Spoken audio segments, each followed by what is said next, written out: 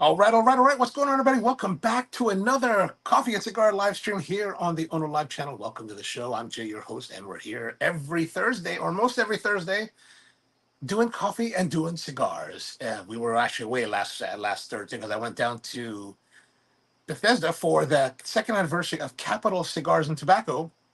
So that was a good time, and glad to be back here with all of you having more coffee and cigars. So today we're going to do some coffee. We're going to do some cigars. Today's cigar is going to be something from Arturo Fuente, something called the Rare Pink. Rare Pink is I guess, kind of a rare cigar because the cigar shop I got it from only would allow people to buy two of them. So that should be kind of interesting. And then we're going to start off with a little bit of a coffee drink first off. So what I have here, and those of you who might be watching the morning live stream will probably have seen this, like Bryant here. How are you, Bryant, man? Good to see you, man. This is a Cascara cold infusion. Cascara is the exterior of the coffee bean. So basically the husk that covers the coffee, this is made from that. So I've basically taken 35 grams of this dried cascara, mixed it with 250 grams of water, and let it steep for 24 hours. So it resulted in a really dark, thick, not really viscous, but just dark and thick, kind of this deep ruby color. Looks like a kind of a port kind of color. Now, this is because it was so long on the lees. If I had left it shorter time, the intensity of the color would be less. So we got this. And I wanted to go that way because I wanted to use this thing called Wilfred's. Wilfred's is this non-alcoholic aperitif that is produced in the United Kingdom. There's a whole world of like non-alcoholic beverages now, sober, curious, whatever you want to call it. There's even a bar down in Washington, D.C. that is just all about non-alcoholic beverages. And I first heard about this a few years ago from my friend Spike, and he told me about the sober curious movement. And I kind of looked into it a little bit, but I really wasn't that interested in it. But now that we're moving to open the new shop, I'm thinking maybe we could find something interesting to try. I actually went down to a place called Hopscotch, which is a bottle shop here in Baltimore that does all beverages are non-alcoholic, which is kind of weird because you go to this place and they've got wines, you've got these things that are supposed to be like liquors and hard liquor, and they've got beers. They're all non-alcoholic, but you go in there, it's all there for sale. But since it's non-alcoholic, there's no restrictions on who can buy and what you could do with it. Like I could sit there and I tasted all these drinks and I didn't have to worry about driving or getting caught by the cops or anything like that. So that was kind of pleasant. And then this morning on the live stream, we did a bunch of drinks with this.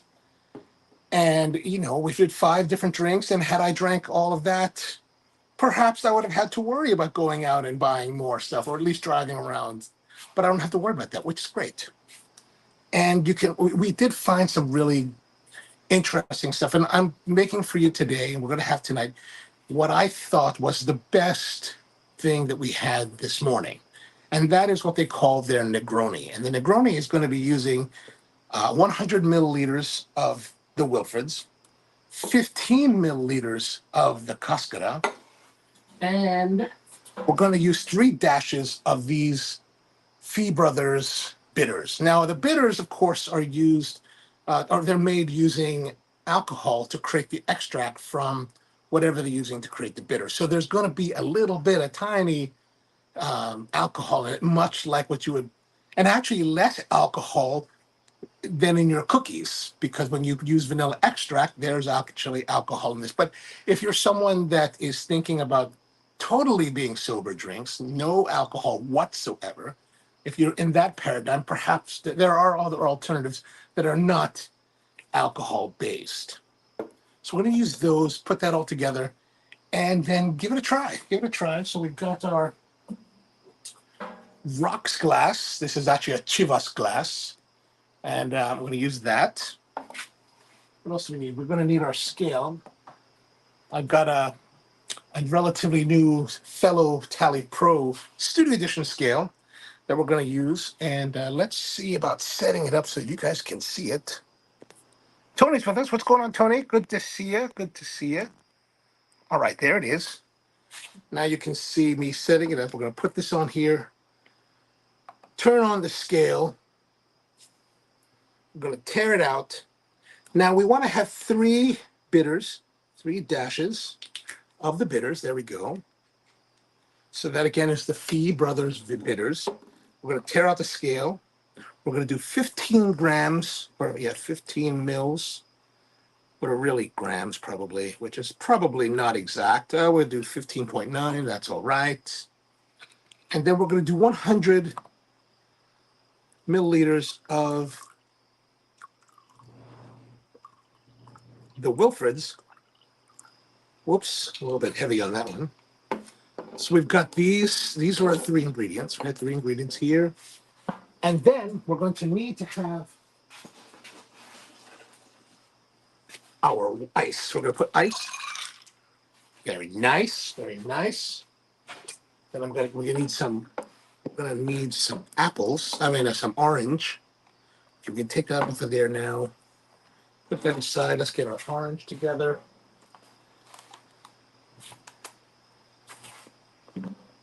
Devin Patel's with us. What's going on, Devin? Good to see you. We've got our orange here. Let's get an orange. We're going to do a slice of orange this time. Nice and fresh. Let's do the half orange. Why not? Why not? Why not? Nice, nice. All right, there it is. There it is, the Negroni. Let's come back up again so I can see you. Yeah, Tony's with us and Devin's with us. What's going on, Devin? Good to see you. So now here we are. We've got our little cocktail. And look at it. It looks fairly nice. I mean, it looks pretty cool. So we've got just the Wilfreds, the bitters, and the Cascara, which is a coffee beverage. So you are going to get a little bit of the caffeination from it as well. And man, it's complex. It's deep. It's refreshing. Actually, what I think I'm going to do is I'm going to stir it a little bit with the knife. Oh yeah, that helps a lot. That helps a lot get the balance out there. Good. Okay, put this aside here. All right. So that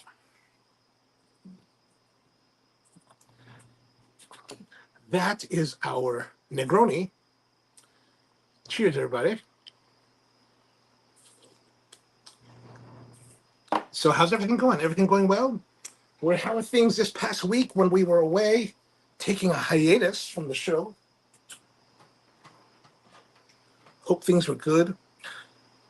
Today's cigar is going to be the Arturo Fuente Rare Pink, and that's an interesting one. I mean, I really don't know much about it, and I didn't really take the time to learn too much about it before tonight's show, just because I wanted to be a little bit more, you know, not virgin to it, but you know, just a little bit more open, so I wouldn't have to worry about it.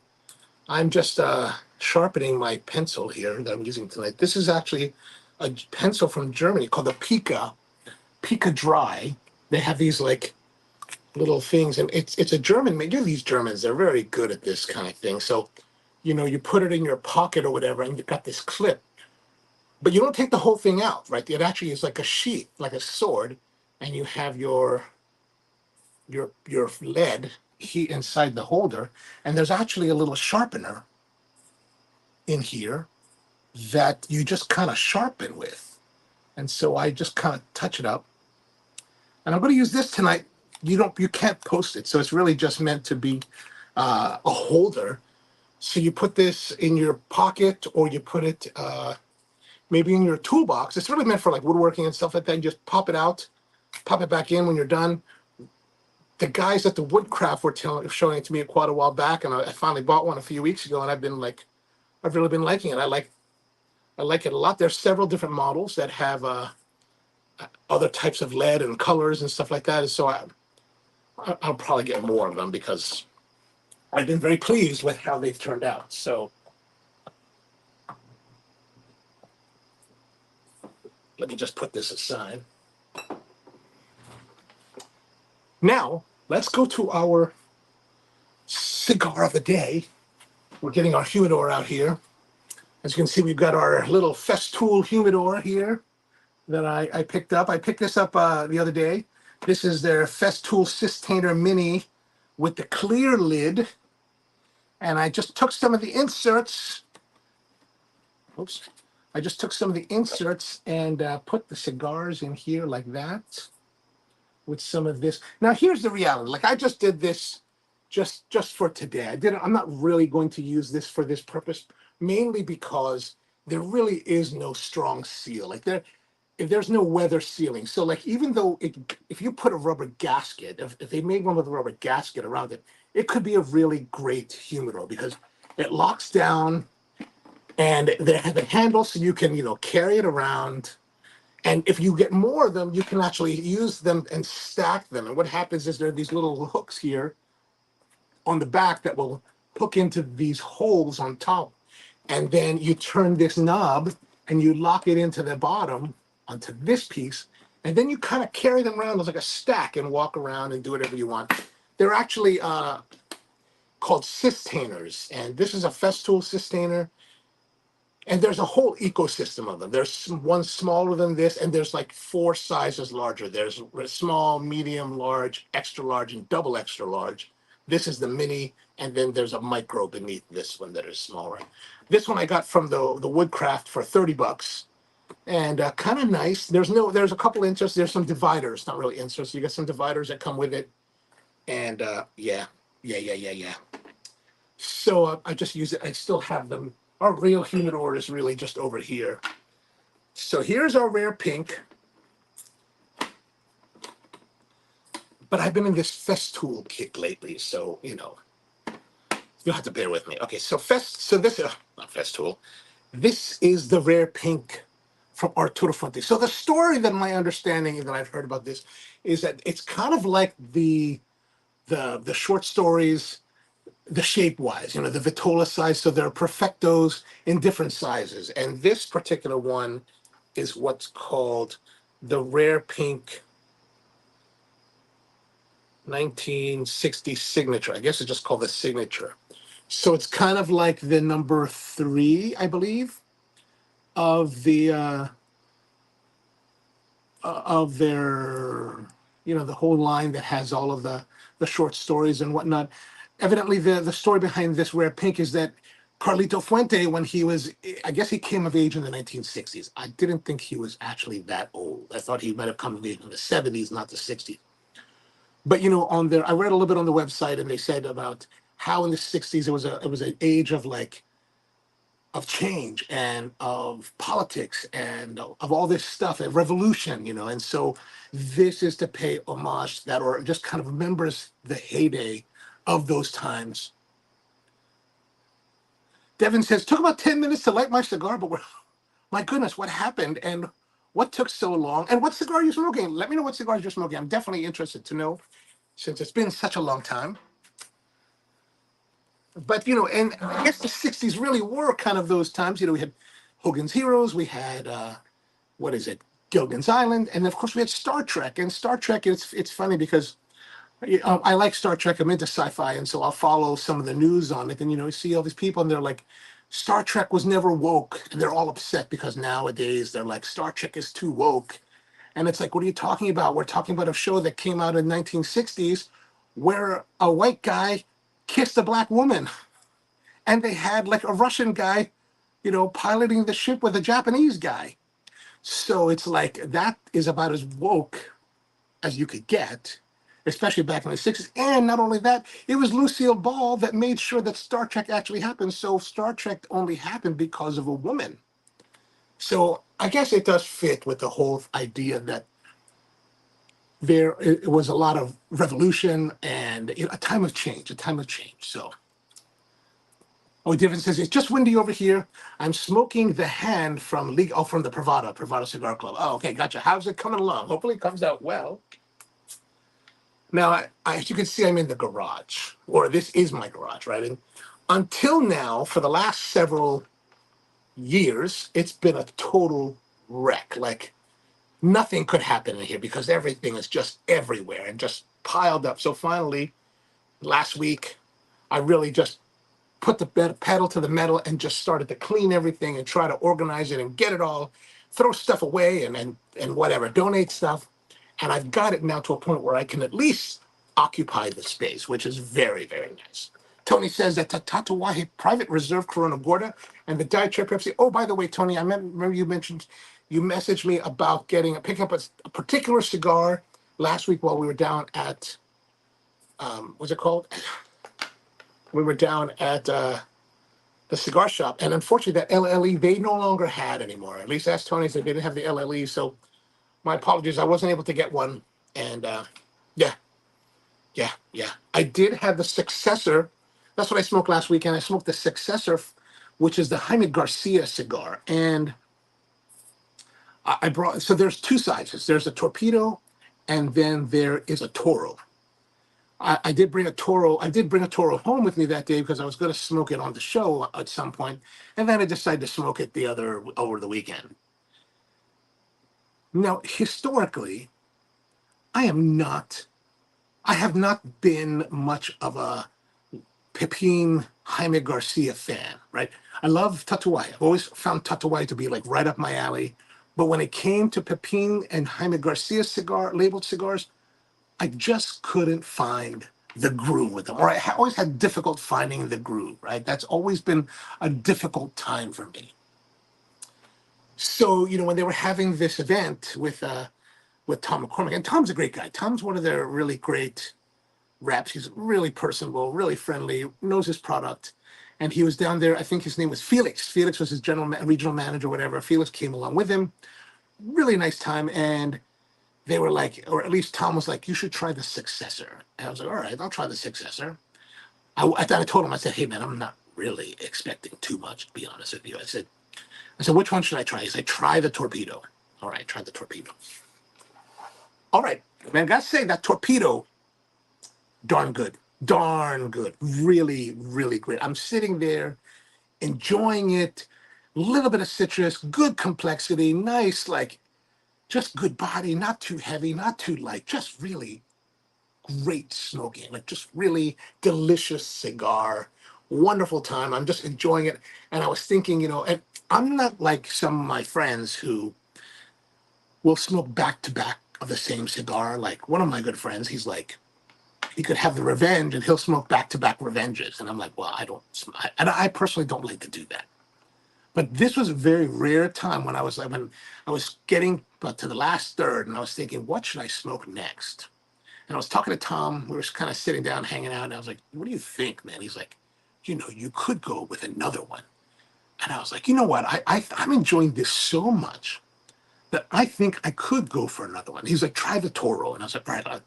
Eventually, somebody else gave me another Pepin cigar. Andrew, one of my friends down there, he was like, hey, man, you want to smoke this? Try this other cigar. It was another Garcia cigar. And that was very nice. Lighter, milder, easy to go, easy to enjoy after the successor. And it wasn't until the weekend that I tried the Toro. And I'm glad I didn't try the Toro first because the Toro is heavier, it's bigger. It loses the extra cigar, the extra tobacco in the cigar loses something. It loses the delicate complexity because there's more tobacco or whatever they're doing. It's just different. You could taste the same elements of the cigar, but it's different. And it's just, to my palate, it's just not as enjoyable. Not nice as enjoyable. Devin says the hand is nice, strongish, which I like. Classic Nicaraguan. Excellent. Brian says Steve gives us a shout out. I don't know if Steve's is kind of early for him, isn't it? This is kind of early. Whoop. All right, so let's get to our rare pink. Oh, let me get had to get our score sheets ready. I finally got some fresh score sheets so we can, so I won't be so like, all messed up here. All right, so today is the 26th. So 9/26, 24, and this is episode 208. And we are smoking the A Fuente Rare Pink. And I think I would like to have it a little bit more sharper. I feel like I'm running out of like. Okay, so let's open it up. Open it up. So there's a nice little band. You know, Fuente, very fancy, very fancy. Let's open this up, push it out. So very perfecto shaped, very much like the Don Carlos, not Don Carlos, but like that whole line of the storybook, short story, long story, whatever they call them, story. So very much like that. So kind of this nice mocha brown color. How does it feel? Not as silky as I would think, but supple enough, supple enough.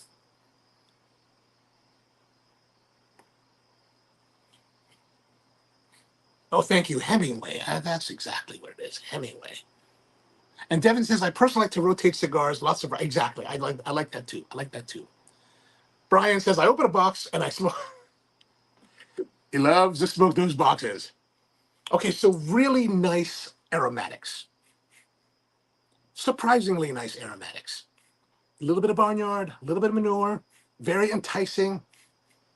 Really, you know, it's strange we talk about these barnyard manure, but they're actually quite enjoyable aromatics. Wow, that's actually quite nice. Okay, so we're going to use the Craig cutter. Thank you, Craig. Oh, we're also going to need, oh, I'm not going to forget. One of the things I found while doing this cleanup, I found my old Zycar ashtray can. And with my mod for it, right? So I've got this modification, this little thing here. And this is actually, I think, something that my friends in Hawaii developed. So basically, you take a cotter pin. You can see this cotter pin here. And you take I forgot a bolt. Oh, and you take this L bracket that comes from a shelf. There's a shelf bracket right here, the one that has the little, thing that goes into the holes, and then you take this collar that locks in. Can you see the lock with the little, Allen nut, and then you put those two together with the cotter pin, right? And this is actually one of those things you get from the restaurant store that you use to swipe and pick up the crumbs after you've eaten your meal. And then we shave it down to keep it small. And this will act as a cigar rest, right? And since that goes onto the portable ashtray, like thus, you now have a portable. I think we made this like in the early to mid 2000s. I have no idea where. I mean, I hadn't seen it in a long time, and I found it. Now this one does come. The stock way is that it has this little holder here, so you can you can put your cigar in this side that has the coil, and it will hold it up. Or I guess you could put it in the other side that has the other holy, and it will be like that. And then down here at the bottom, you can see there's a little like slotted shelf down there that as you ash into it, you can like shake it and the ash will fall below that. And then it comes with a cap. So you can cap it all and contain the nasty aroma of your smoked cigar until you can dispose it. Steve is with us. What's going on, Steve? Good to see you, man. Good to have you. So I've got this, and I haven't seen it or used it in such a long time. So we're going to try it tonight as part of our deal. And also, I found this old school lighter here lying around, still full. Look at that. This thing, I don't have no idea how old this thing is, but it's still full. So we're going to try these things and enjoy them. So let me give a cut here. Just a small cut. Small cut. Good draw. On the wrapper, it's a little bit sweet, suggesting of that Dunbarton Trust cigar that has the sweetened tip. No matter what Steve Sucker says about it, it's not sugar tip, it's a sugar tip. It tastes like this. Mild hints of that sugar tip. Light enough that you're not sure. Light enough that I'm not sure. And a little bit of chocolate, like milk chocolate notes. Very interesting. Very. So very good fragrance, very nice cold draw. I'm going to say we're at a 9 for that. Excellent. Now we're going to light here this little tip.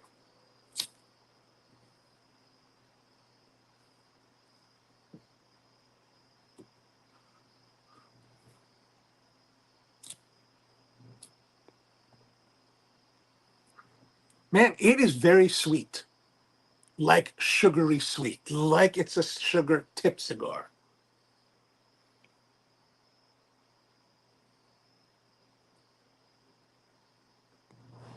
Devin says he loves the Saka's Bewitched. Nice. I haven't tried that one. Where is my? Oh, there.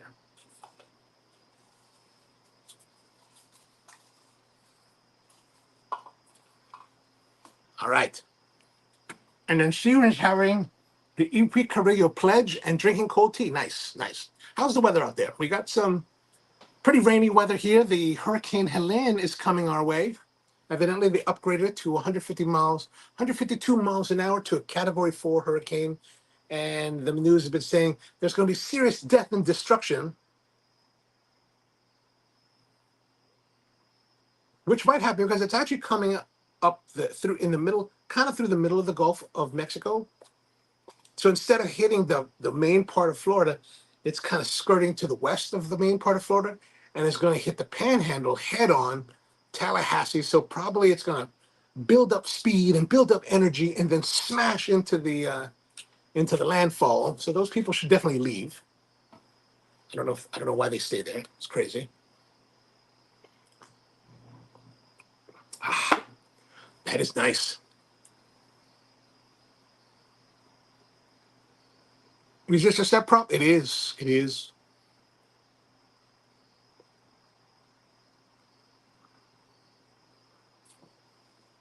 There's definitely a sweet tip to this. Definitely sweet tip. Comparatively to the Saka, it's a bit less in your face about it, right?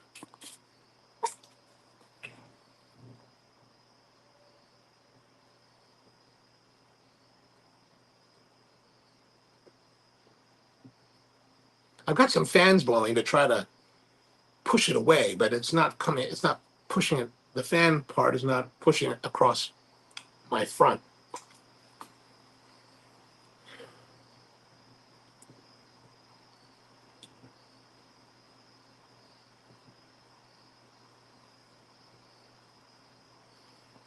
So a nice start, a little bit uneven on the burn. Like right away, the burn's uneven. I think that may be part of the whole deal with these silly perfecto tips.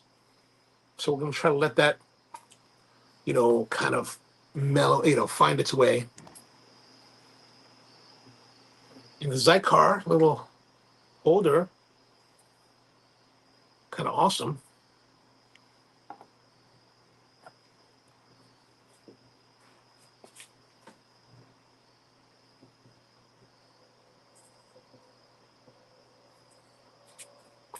Yeah, the uneven burn is definitely giving it an off flavor. Look at that! Look at that! Look at that! How much was this cigar? $16? Some amount of money that was a bit, probably a lot, probably too much, probably too much. Yeah, look at that! Look at that! That's okay. Well, we'll try to wait a few moments for it to catch up. Let me get some. Actually, I'm going to grab a paper towel so I can wipe my table here.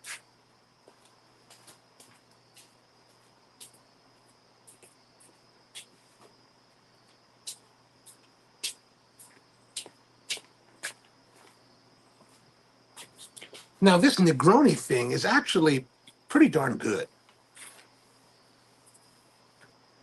So if you're not really into drinking, this could be a nice alternative for you to enjoy some kind of cocktail-ish. Tony says that I think the Negroni ooh, is taming your palate because I've had at least 3 of these and there was no sweetened tip. Oh, okay. That could be. That could be. I won't deny that that's a possibility.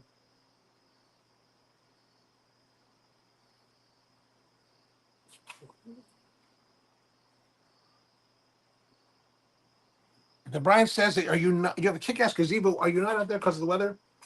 Yeah, yeah. I wanted to try. Plus, I wanted to try something different. Like this. I'm just gonna hit it with the fire because I'm getting impatient.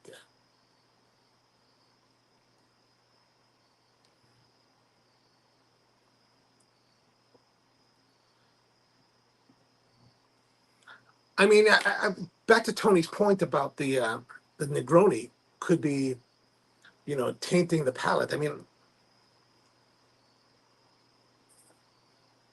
it could be, but I don't. But the Negroni's not that sugary sweet. I don't even know if there's sugar in this thing. Water, natural, but botanical distillates, esters, and extracts. Oh, there is a little bit of sugar. Okay, citric acid, concentrated carrot. I can no longer read. I don't know what I'm trying to do. I don't know if I'm trying to impress anyone. The gazebo is one of my favorite. Oh, I didn't know that. We will have to do that more. We'll do that more next time, my friend. We'll do that more. We'll do that more.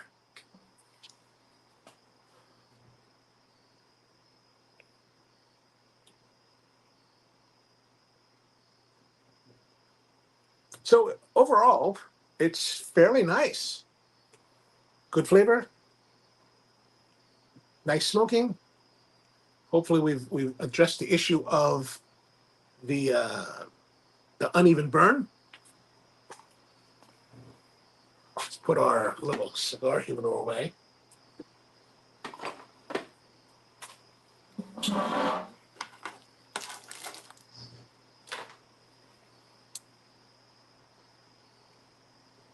We're old now, so reading gets hard sometimes. No doubt about that, man. No doubt about that. Gosh, it's really bad. It is really bad sometimes. I hate to admit that. So I thought I'd share with you a little bit some of the things that I got. I got like you saw, I got this Festool container, but I also picked up this Festool tool. I've been obsessing over Festool for the last couple months since my friend Matt got his stuff, and we've been using it on the project that I've been working on. But I was like, okay, let me get this. This is the Festool. Oops.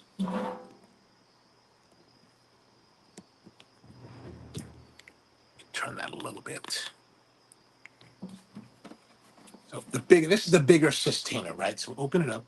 This is the Festool CXS12 drill. And it's a small working drill with variable speed. And gosh, it is super comfortable. I've been playing around with it at the store for the last couple weeks. And I'm like, man, I'm going to go get it. And so picked it up, and I have yet to use it. But I went and got the bigger set, right? So the bigger set comes with two batteries, right? There's two batteries. Oops, it's not going to close. Come on, baby. Charger. It's got this Centec collar. It has the regular twist chuck, and then there's a right angled Centec here as well. So, not every piece of accessory, but a lot of the accessories, and only for just definitely not a cheap price.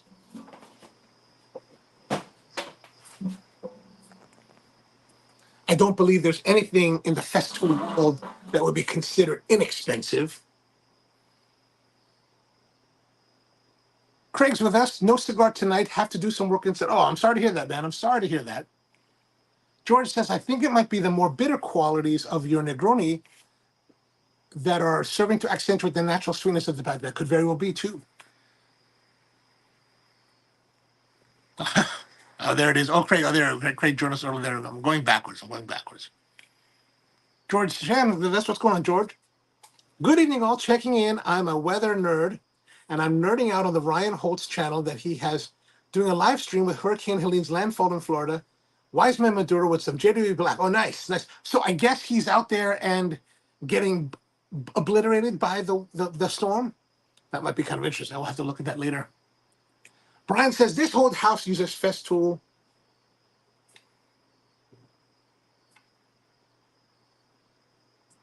And then Craig says, first Festool, what's next? La Marzocco? Well, to be honest with you, I already have La Marzocco. That's actually where I started. And it's interesting because I've been training these new baristas for my friend's restaurant this past week. During this week, the last couple of days, been out there on location. They're opening their new coffee shop on Saturday, so trying to get them up to speed. And they've got a Nova Simonelli Aurelia Wave, which is a nice espresso machine. It's perfectly capable of making nice espresso.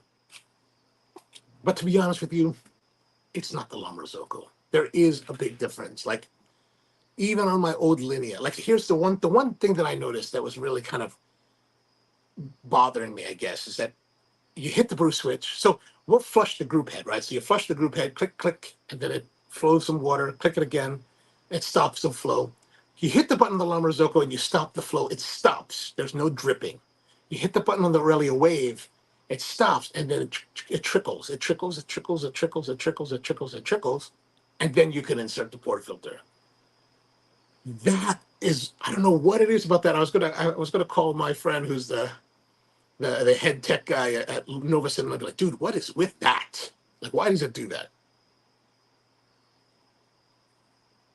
I mean, even my old, busted, janky, like La Marzocco Linea doesn't do that.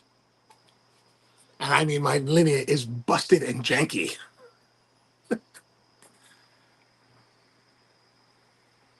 Steven's there again. What's going on, Steven? Good to see you. Good to see you, man. George Brightman's with us. Forgive me, guys, but I'm at a Capitol hosting the fundraiser, which is a memorial for one of our clients, while the Dallas-New York game plays in the background. No worries, George. Good to see you here. Good to see you. Hope you're feeling better. George was having a little bit of a... he was having a little bit of a... He was feeling under the weather last week, so I didn't get to see him. Craig says that doesn't... Yeah, it doesn't sound right. It doesn't sound right. I don't know what it is. I'll probably give him a call tomorrow and be like, hey, why does it do this?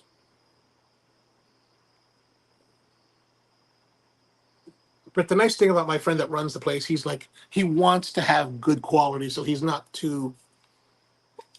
shy about like spending money to do things right. So especially if it does well, that he wants to do it as best as he possibly can.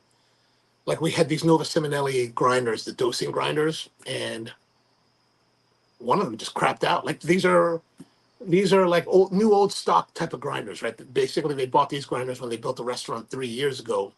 And because it opened during the pandemic, they never opened the cafe side. So the machine and the grinders have all sat there for the last like 3 years or so with nothing going on with them. And now we're finally using them. But one of the Nova grinders just stopped working. And I think maybe the switch died or whatever, but we hadn't really used it much. And I was like, oh.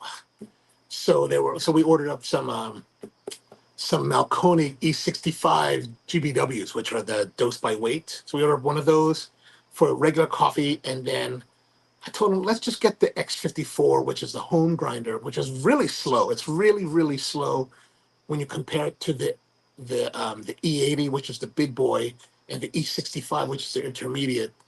The speed at which those grind is so much faster than the X54. Like the X54, when we were using, we actually did a test of all three of them together. And, we went E80, E65, then X54, and the X54 was like, it's a great grinder for home users at an impressive price point, like under $600. You get a great grinder for home that you can use for both brewing pour-over type coffees, or you can use it for espresso. Like it has the range to do that. But especially when you get to the espresso setting, it's like I mean, the E80 is like whoosh, done. This X54 is like this. You're ready. But of course, The E80 is like over $3,500, $3,700. So, and under 600 for the X54. So there's a trade-off somewhere, right? If you're not working in a high pressure and high volume environment, it's not really worth it. And naturally, that's why I decided to push on the E65 because, if it's really crazy busy, then we'll get the E80 for the primary grinder and then move the E65 to the secondary, the decaf grinder. So, Rusty's with us. What's going on? Just left back to school night and pulling up to the house. Nice, nice. Glad to hear it. Devin loves the La Marzocco. Absolutely, absolutely. So Mod Bar at the new place? No, I'm not really. You know what? Honestly, I'm not a Mod Bar person. Actually, the new place will not have an espresso machine. The new place. So what I'm doing, I'm training my friend's team. They're not my team. They're his team. And so the place that I'm going to open will not have espresso. We're going to have only brewed coffee and just to go with pastry. Quick, fast, efficient. Hello, how are you? Here's your coffee. Here's your pastry. Have a wonderful day. That kind of thing. And Devin says, passion or Mod Bar?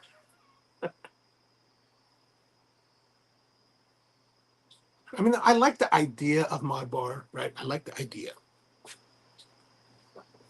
And I know they've been working all the kinks out of it over the years. And there have been some kinks. But I'm not really a big fan of the way it looks. Like I love the hi-fi stereo component look that they have for the boxes, but I don't really like the heads. Like that kind of almost Art Deco style. It's just not my thing. I'm just not there. It's same thing with the other one, the one made by what's it called? The more square one. I just don't like the way they look. I mean, it's all just to me, it's just an aesthetic thing. Not that they're bad units or they have problems with them.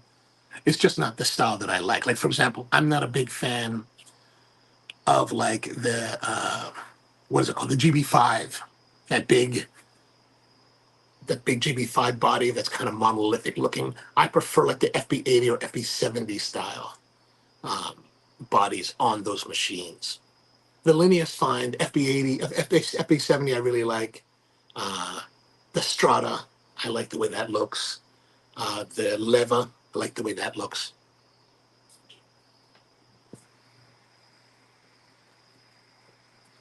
Devin says, for decent size.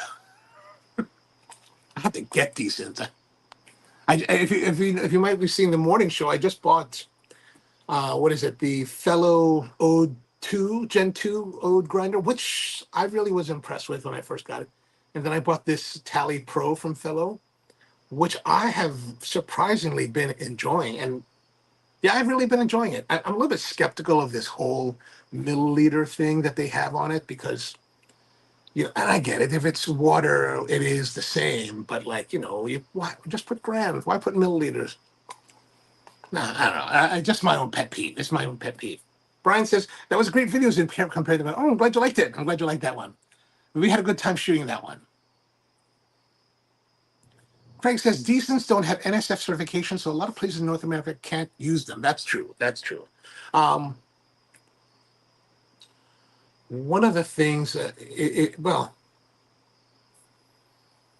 this is not true in all jurisdictions. This may be true in some jurisdictions, but typically, once you're certified to operate, I've had very few times when an inspector has come to recheck NSF or UL or any kind of certification on the equipment that's in the facility. Not to say it won't happen, not to say it couldn't happen, but it's just something that's been unlikely and not really well heard of. Yeah, good point. I mean, it is. If you're starting a new facility, you have to go through your licensing and all that. You will have to provide NSF certification. There's a place called 'Torque' Coffee in San Diego, California. My friends own that place, and I was actually trying to get their video finished because I shot a video while I was down there, but I haven't really had the time to finish editing all the long form videos. But they bought a Prima coffee roaster, and the Primas are not NSF certified. So in order for them to use that in their shop in San Diego, they had to go to their local jurisdiction, who had to go to a certifying agency, who came to inspect the machine after it had been installed and certify it for use in their facility. But that certification is only good for that facility, that machine, in that installation. It could not be moved. You could move it, but you could not, the certification would not follow it, which is, kind of ridiculous, But, every jurisdiction is different. Craig says, Kay's vendor Weston, then I want to see this new Spiritello in person. Not that I would ever, I got to see the Spiritello, what is it called? I got to see some of the prototypes for the Spiritello when I was visiting with Kay's a couple of years ago. And yeah, that group head is just massively awesome. What is it, $20,000 for a single group machine? Is that correct? Case has always been like, when are you going to buy my machine? I'm like, dude, I can't afford to buy your machine. I can't even afford to think about your machine. But they're amazing, amazingly beautiful and wonderfully functional. I'm very envious of those that have them. Devin says, spirits are an absolute dream. Oh, yeah, the spirits are nice. I never really liked the Mirages. I'm a La Marzocco guy, so I have this, I have an unwavering belief in double boilers. Like, you can tell me all the reasons why single boiler heat exchange and all the new technology makes it moot, but I'm always going to be that guy that wants to have the twin boilers, or at least twin boilers, right? Like, there's no power like the 8-cylinder V8, right? There's no power like that. There can be a lot more power, but there's no power like the V8.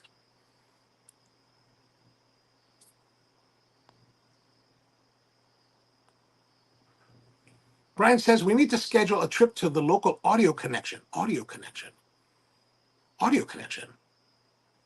Oh, I need to buy a chair for the new house cigar room. Okay, let's go, man. Let's go tomorrow. I can go there. Plus, I also have to go by the Festool shop. They have this little container, right? This Systainer. So these are all in these Systainer systems, right? And they have this one that I saw that I think would be perfect for taking to the sporting clays range, right? It's green. It's got this like hunter green with like orange handles. I was like, oh, that looks awesome. But I have to make sure that it fits the shotgun shells. I was thinking, I'll put my case of shotgun shells, boxes, in that container. And that would be part of my kit for the range. And I was like, that'd be awesome. So yeah, let's go tomorrow. How much is a single head La Marzocco? So there's a couple different types of La Marzocco single heads that are available. The ones that are developed for the home are the La Marzocco Linea Micro and Linea Mini. Then I believe you can still, I think there's still possible to, well, then there's the GS3, which is a machine that was designed originally back in the 1970s prior to the Linea being developed, that has this really cool, I just love the design. Like when you saw the 3 and 4 group GS3s from the 70s, like they look awesome, like exposed group heads, low slung, and they had these paddle groups you would turn to activate. Like, it's bad to the bone. So back in the late 2000s, La Marzocco decided to revamp that machine, and they made it into a home machine. So they brought more of the modern electronics onto it, but they only made it to a single group machine. And they're not really interested in making it to a multi-group machine because they've got other lines of machines that are for the multi-group professional level. This is really for the home for the hardest core home user. And I think that's like $5,000 or $6,000. Now you can get a single group leva machine, and so I've got a whole series of videos called Coffee Wonderland that features my friend Greg down He's down in Gaithersburg, and he's got an incredible home setup, which I don't even know if it qualifies as. I mean, it's a home setup, but I mean, it's all professional grade machines. But the La Marzocco Leva is just bad to the bone. So that's a truly professional machine that has variations from like 2, 3, 4 group heads, and there's a single group head. And I think the single group head is $19,000. If you're ever serious about it, I can always look up the price and get it, because I'm actually a distributor for La Marzocco. Now, the La Marzocco Linea, they did make a variant once with a single group. I mean, the Linea Professional, which is the twin boiler, super hardcore one. But when you go to the Linea Minis and the Linea Micros, they're a little bit different. They're really designed for the home user. And I was just taking apart. We were working on one of my friends. He has the La Marzocco Mini, his La Marzocco Linea Mini. And I was really surprised because, so to me, the whole thing about the La Marzocco Linea is that it's a double boiler system. And technically, the Mini is still a double boiler system. But when I say double boiler for the Lineas, you've got the big steam boiler that just generates the steam and the hot water. And then in front of it, there's a smaller boiler that has the group head attached to it that has fully saturated heating that heats the brew water. The La Marzocco Mini has a boiler, and then it has the group head, and the group head is saturated, so it's kind of got its own little boiler. So technically, it is a double boiler system. And it can be smaller because you're not really pulling on it like you are with a full-size professional machine. Like, you know, those you could do back-to-back, multiple shots at a time, depending on how many group heads, while steaming milk on both steam ones all at once. And the machine never slows down, like never slows down. It's truly impressive. But in home setting, you don't need that. And I think the micro is kind of the same way. I haven't seen the inside of a micro, but those are the ones that are available for the home. So, you know, like if you were to go out and buy and get yourself a micro and get yourself like the X54, you'd have a solid home manual brewing setup. But however, if I was going to buy a machine for the home today, I might buy, what's that called? I did a video about it, and I met the owner, ended up hanging out with him for, I think the video is almost 20 minutes long, here in Chicago this past year. Not the Decent. It is was it the Decent? I don't know. The guy from Mexico. Craig, you probably know what I'm talking about, but the, what is it called? Actually, I like that machine a lot. Like if I was to buy one, they're $1,800. You still have to buy a grinder, but $1,800. I'd buy that. I'd buy that if I had to buy that. And here's the number one reason why, right? It's not easier to use. It doesn't, I mean, it has all this functionality and like all this digital components and apps and whatever. That's not the reason I'd buy it. I would buy it. I'm interested in buying it solely for the reason that I can change water immediately on that machine. And I know there's a few other machines you can do that. Even the Flair 58 will do that as well. But this one just is cool and electronic, and it just is all sleek looking. You get the upgraded portafilter, and like it just looks bad to the bone. It looks bad to the bone, and it looks all, and it's really small and thin, and really, I really like it. But I would get it because you can change waters, and that's what I'm interested in. Like, you know, everything else has reservoirs, so for you to get, if you wanted to play with water, like try different water formulations and see how it impacts your coffee, you could do it on this one.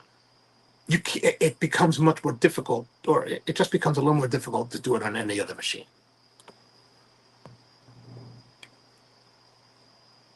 Let me catch up with some things. I probably have a wrong. Oh yeah, the gramophone is what it's called, gramophone. But let's go check it. Audio Connection is the place close to where you live now. That is more of a car stereo shop, I think. 15,000 for the Leva. Okay, so a little bit cheaper than I thought. A little bit, so say 4,000. Excellent. So you should rush out and buy it. Double Strata is 30,000. Wow, really? 30,000 Canadian, right? Can't imagine it costs that much in America. I'm gonna have to look at my price list. Brian says, just need a micro for home, 6 shots a day. Yeah, I mean, that's more than that. That's a great machine. That'll be a great machine. The micro or the mini. Mini's a little bit bigger, a little bit better capacity. I know Matt uses them for a lot of like catering gigs, and he's never had them. He's never had a problem with them. They're super, super solid.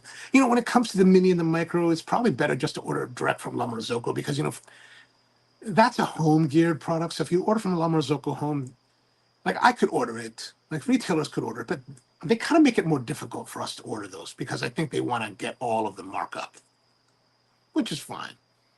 We're not really, a consumer. Like, yeah, we're not. Craig says La Marzocco now has a one group Strata X1. Oh, that we awesome to have.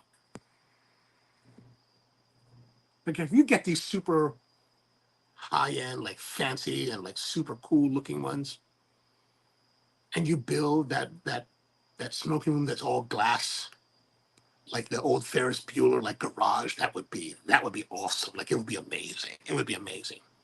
Craig says buy the Flair 58 Pro. And you know, I have nothing to say but nice stuff about the Flair 58 because the very best espresso I've ever had in my entire career was prepared on a Flair 58.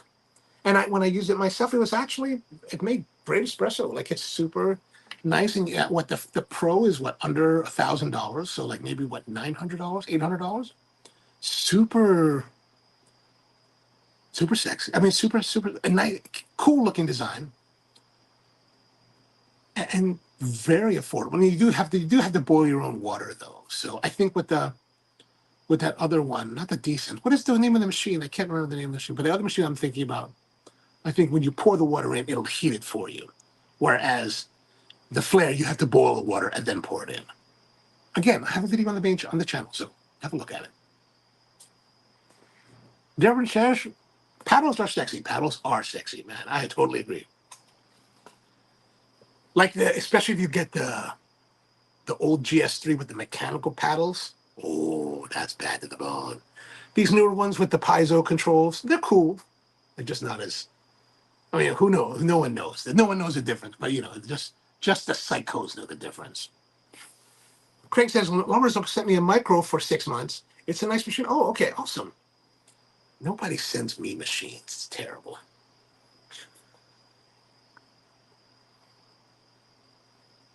When I have a YouTube channel, nobody sends me machines. This is not good. This is not good. Devin says, nice. I use a robot. A robot. Robots are cool. Not interested in playing with water. Need a great shot. Yeah, get the La Marzocco. La Marzocco, you won't go wrong. I mean, it depends what your budget is. Like, you could go for the Synesso ES1. That should be pretty cool.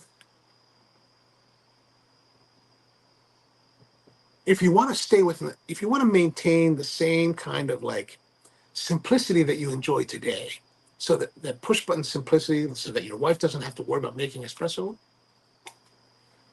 there is always the Eversys. Now, it's way, way, way crazy expensive. We're talking like maybe $15,000 and up. But this is a machine system that when you hit the button and you tell them cappuccino, it's putting out a cappuccino that rivals what you'll get in a lot of coffee shops. And I mean, like when I first saw the machine in action and used it, I was like, this cannot be real. Like, this is like crazy nice. The shots it was pulling, the texture of the milk was just damn good. Damn good. The cost of the Strata versus the Flair. Yeah, but you know what, man? What are you worried about? What are you worried about? Come on. Come on now. The Strata looks better than the Flair. Way better. Way better. Like, you know, you have people come over, they'll see there's the Flair, but no, that's cool. That's cool. Those that are in the know, they'll be like, that's cool. You see the Strata, you're like, whoa, what is that, dude? What is going on here, man? It's like the Porsche of coffee machines. I don't want to boil water. Flair is not. Yeah. You don't want to boil. That's the downside of the Flair, but it is also very affordable comparatively and will produce great quality coffee, surprisingly. Water is definitely worth a look at least buy some third wave water. Third wave water would work. I used to have them third wave water. I don't know what I did with. I have some packets of third wave. I don't know what I did with them. I gotta find them. There's so much in the move that it's just kind of like everything is crazy. Brian says, yes, but will these companies be around in 15 years? In 15 years? Well, you know, I don't know. Maybe my La Valentina, the one that's 20 plus years old now, is still around. They're still making it. The parts in that are still very much available. You can, because they're pretty much standardized parts. There's nothing in that in my La Valentina is any kind of esoteric piece, and it only cost me $1,500 back in 2002, and I think now it's only $1,900. So that's been a performer, and I still pull machine shots on that on the morning live stream. And Craig says that my Electro Art Deco looks better than any. All right, way to flex there. Way to flex. Way to flex. I gotcha. Brian says the Lumber-Zocco will be here 15 years from now. Yeah, for certainly. Lumber-Zocco will probably not be going anywhere anytime soon. And, you know, who knows what that, the one that I tell you that I think will be interesting to use. Who knows if they're going to survive? You know, they're just getting out of their Kickstarter phase. But I do like the machine. I think the machine is cool. Tony wants to know, Brian, how much you're going to sell your Jura for? At least you know you can get some cash out of it. That's good.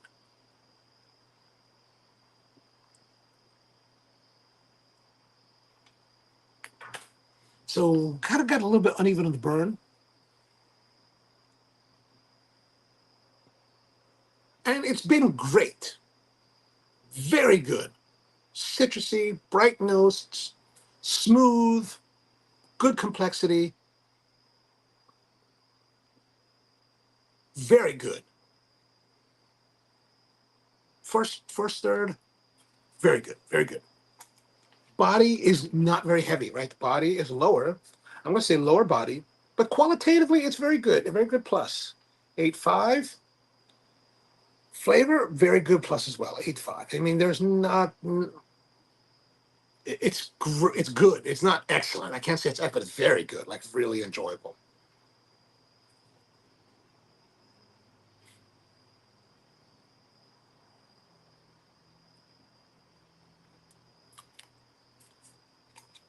So moving along.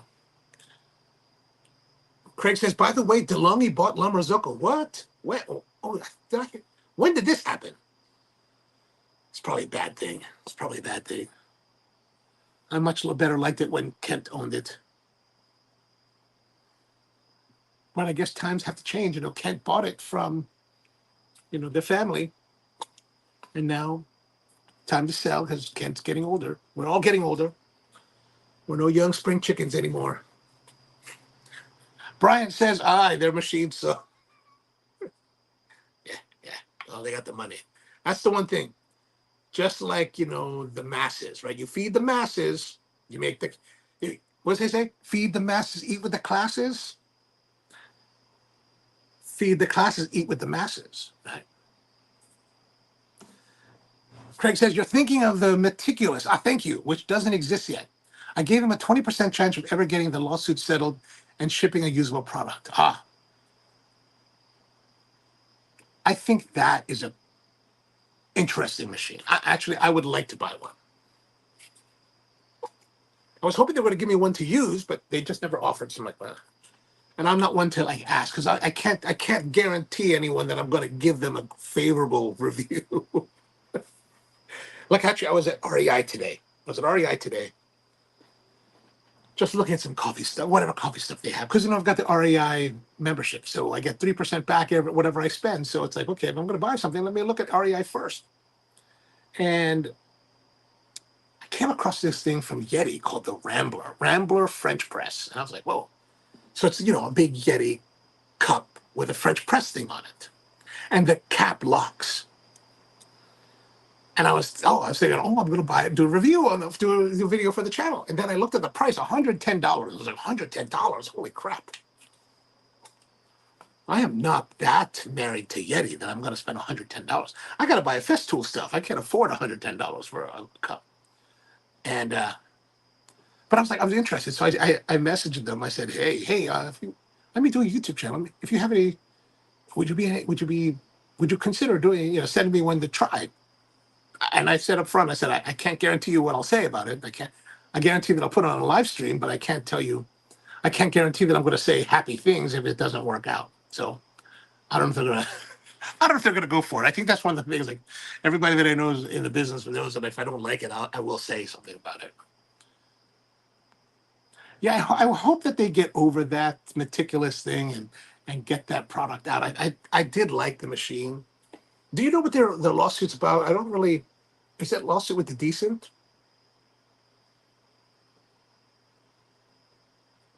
I definitely like it. They look better than the Decent. Like I don't need to have an iPad on my machine. I don't care about that. I don't need you to graph out my shot. I don't care about that either. Of course, I say that, but I just bought this Tally Pro, which has this whole brew assist feature where you can punch in like what brew ratio you want to use, and it'll tell you if you put this much coffee, you need this much water, and then you brew it, and it follows the time. I'm actually enjoying that feature. I'm like, oh, I'm enjoying it much more than I thought I ever would. Craig says, so how long before you have a wall? I've been obsessing about Festool for the last, especially the last 3 weeks. I've been watching all the videos, right? I don't know if you've ever seen these videos. Festool is a German-based company, and there's Festool USA, and there's this dude Sardo, whatever his name is. They're up in Boston, and the guy is so wicked Boston, right? He's just talking this is wicked and all this. I was enjoy. He's really kind of personable on his live streams, and they do weekly live streams where they talk for at least half an hour about the Festool, whatever product of the week, and I do enjoy his videos. I enjoy his live streams. But I see their setups, right? The walls of Festool, and it's like, wow, that is crazy.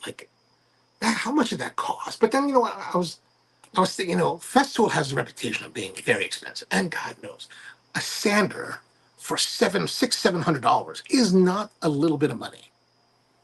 But that sander is so delicious to use. I've been using the ETS EC 150-5, the 5mm stroke one with a 6-inch disc, and gosh, is it nice. It is super, super nice. And when you put the dust extractor on it, you don't even need to wear a mask. And I'm like, wow, this is truly amazing. But it's not cheap. It's not cheap. And so I was thinking the sustainers are expensive, right? But as I've been looking around, I was at Home Depot the other day. Actually, I was at Home Depot buying this Aero PT50 pneumatic staple gun, which hopefully will be nice because I'm working on a chair project. I could probably show you the chair project if you're interested. But I was there looking at the Milwaukee Packouts and the DeWalt's, whatever they call them. And you know what? They're not much. They're not cheaper necessarily. In some cases they are larger, and perhaps on a per individual basis, they're not as expensive as the Festool. But I was looking at the Home Depot. I mean, not the Home. I was looking at the DeWalt ones, and the construction. They're bigger. They're bulkier. They're kind of more manly looking. But the walls seem a little bit flexy. And it's not as well thought out. For example, if you've got a whole stack, if you're not familiar with this, if you have a whole stack of these, right, and they're all stacked up, even if this is at the bottom, I could turn this cam lock, and I could, hold on to the rest of it, open this, and still access this from underneath. Whereas on all the other systems, I think you have to take them off. You have to unstack everything to get to it, unless you have one of the drawer bottoms. So, and then there's places like the Sustainer store where they're fairly reasonably. I think they're fairly reasonably priced. Like this, without well, this actually from Festool is only like the box itself. I think is like maybe $75. Okay, that's not cheap. But when you think about the other stuff, it's like it's not. It's I don't think it's incomparable to the other stuff, right? That's what I'm really leading up to. Wow, we got a lot of comments. Where am I? I'm totally.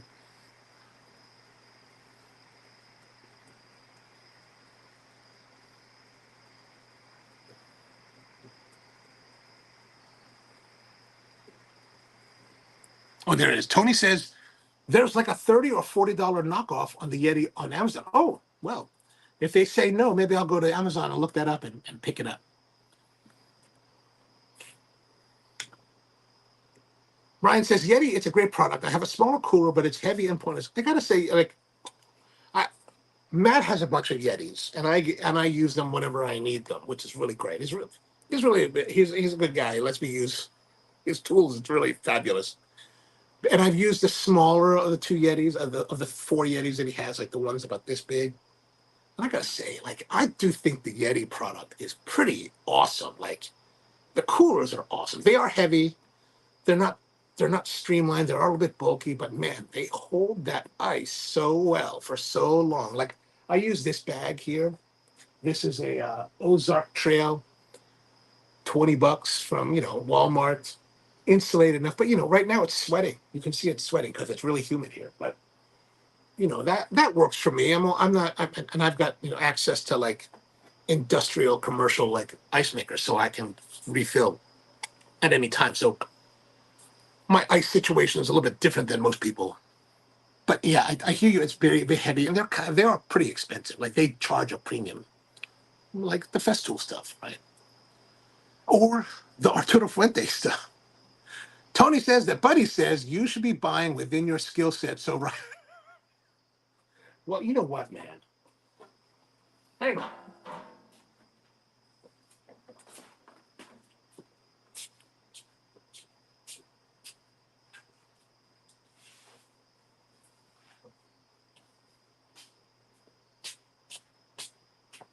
And since we're talking about tools, this is actually the level of tools that I have here at home normally.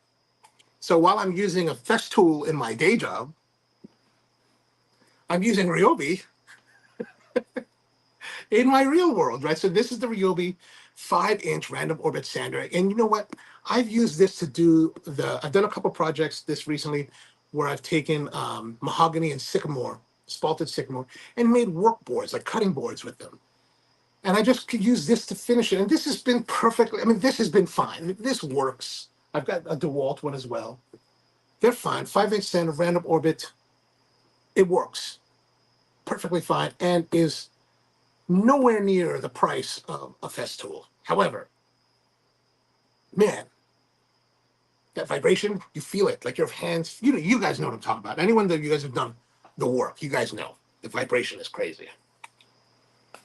They make something called the Rotex, and I've been like, that's the one I would like to get. I was like, ooh, maybe I should get I would think maybe I need to get the 155 so that I have one. Or maybe I just need to get the Rotex. The Rotex is kind of like it has a mode for much more aggressive sanding than the other ones are capable of. Brian says that Bud is thinking through the pros and cons of a $1,000 gun. If you want 80% or better shots, then why consider Turkish-made guns? Oh, man, just throwing it down there, throwing it down. My goodness. My goodness. Add a bag of ice to the Yeti, and some ice will still be like there a week later. No doubt. No doubt. Like, that's impressive. And I think one of the biggest things about the Yeti, besides the shells are definitely thicker and harder. And definitely, the plastic is thicker on both sides, but even the insulated shell is thinner. But I think one of the biggest things that I remember reading or watching videos about years ago was the lid. The lid, having an insulated lid was the key component to having a cooler last a long time. So if you've got like a igloo cooler, the lids are hollow. You could take some of that expanding foam and spray it in there, and that would actually increase the performance of your cooler. Uh-oh. Really? It's got out. Son of a gun. My cigar has gone out right before the band. That is just disappointing. It's not like I stopped for a long time. I mean, it is humid. It's like as humid as Florida here.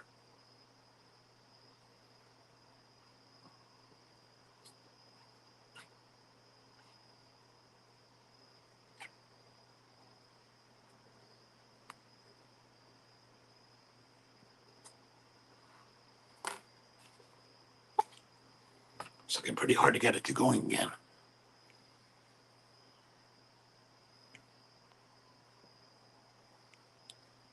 Devin says that means I should buy Harbor Freight. They say the Bauer stuff at Harbor Freight's pretty good.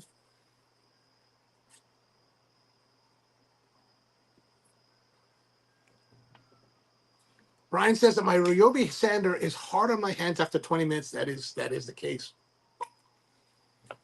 Festool eliminates that issue, but 609% more. That's true too. That's true too. But I gotta say, after using it, like I remember when we used to have a craft wood store in Towson, and I think it closed like 12 years ago. So for the years that it was there, I would go there and look at their stuff. And you always saw the Festool. You're always like, wow, that's really nice. One day when I grow up, maybe I can get some of those. And I never did because they were always expensive. But I never used them. So I thought, DeWalt is just as good. All these other ones are good. Bosch, DeWalt, all of them are. Makita, fine. But after starting to use them, finally getting the chance to use them, I kind of wish I had bit the bullet many years ago and started into it because if you could have a whole world of Festool, it'd be like fantasy land, fantasy land.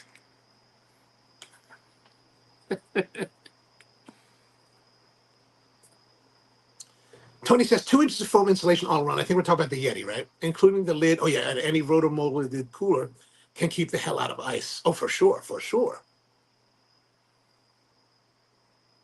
I think it really is that lid. Like even on this little Ozark Trail, it does have a insulated. I mean, the insulation on the top is slightly thinner than the insulation on the body. But if I leave this cracked open, the stuff melts much more rapidly than it would had I kept it closed. So I definitely think that is the key component there.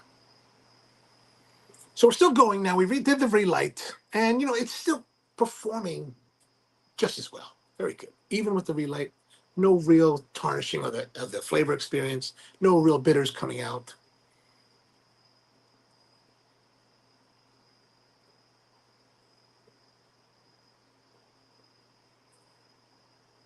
So yeah, but I'm working on this project, so I will show it to you.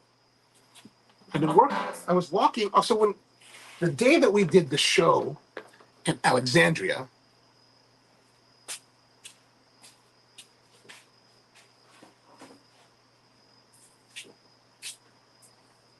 I was walking to Old Dominion. And as I was walking to Old Dominion, I saw this chair in the alleyway next to these trash dumpsters, right? And I was like, that. I went and looked at it, and I was like, it's a mid-century modern chair. And I was like, well, that chair looks fairly in good condition. If it's still there when I come back, like around midnight, I'm going to take it home with me. And I took it home with me. So I had been refinishing this chair. I actually haven't really refinished it. I went down to the woodcraft store, and I was like, hey, I had the chair in the truck. I said, this is my chair. And how should I approach this? I was planning to strip it, sand it, recoat it. And one of the guys was like, hey man, try this first.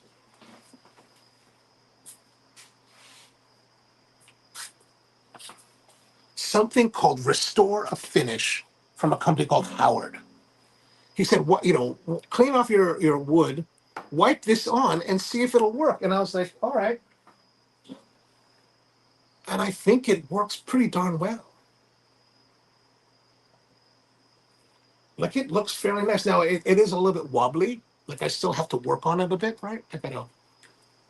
Like I have to, There's some plugs. I got to pull the plugs out and then tighten everything up. Actually, I might replace the hardware. Some of the hardware looks like it's rusty, the ones that are exposed. So I might just pull the plugs, replace the hardware, make it nice and fresh. Um, but everything's in fairly decent condition. Of course, the upholstery is all worn and some of it was torn. And I was thinking about what am I gonna? I'm gonna reupholster it.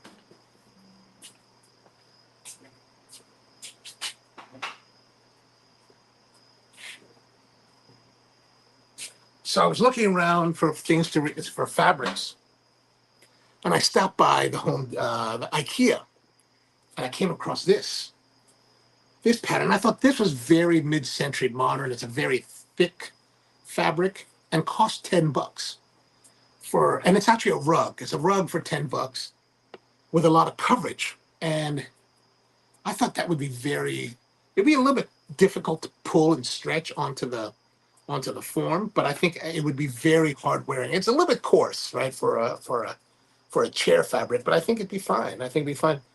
And then I went to Joann Fabrics. And I was looking around, and I was looking around. I had all these beautiful textiles, tweeds, wonderful like patterns.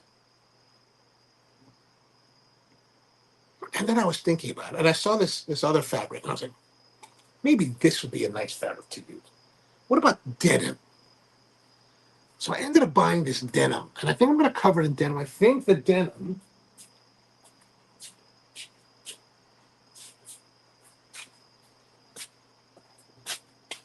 I'm thinking the denim with the wood will make for a nice combination, a little bit more modern, a little bit more funky. Now, of course, when you go to Joann Fabrics, there's a whole bunch of women that work there that are typically older and very well experienced in, sewing and textiles.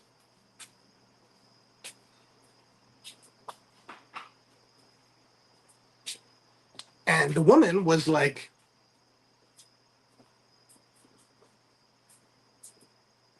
trying to dissuade me because she was like, it's not it'll probably wear out in a few years. And I said, well, that's all right, because in a couple of years, there's so many beautiful fabrics, I'll just redo it again. And I can have a new expression. So that's kind of the project I'm working on at the moment. Devin says, get an air compressor with that sand gun. I do have an air compressor. I did see a video the other day where this guy took an air compressor and put it in a sustainer. See, these Festu people, they're psychotic. Everyone's psychotic in this world. And they modified it so it would be all contained and stackable. I was like, that's a good idea. They did how I saw they have DeWalt has a battery powered compressor that I thought looked really nice. $250.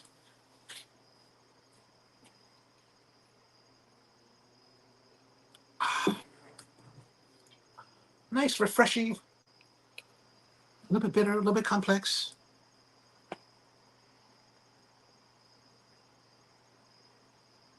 Yeah, but I have the stapled hammer, right? And I also have a stapled gun. And after I was taking all the staples out of the original seat and back, and I was just like, oh man, I'm definitely not gonna, because there's nothing like, when you, God, if you have to do hundreds of those, it's not very fun, So I thought, you know what? I looked it up. The PT50, $40. How can you go wrong? And I just be like, and it also has that feature where you just hold the trigger and you can do. So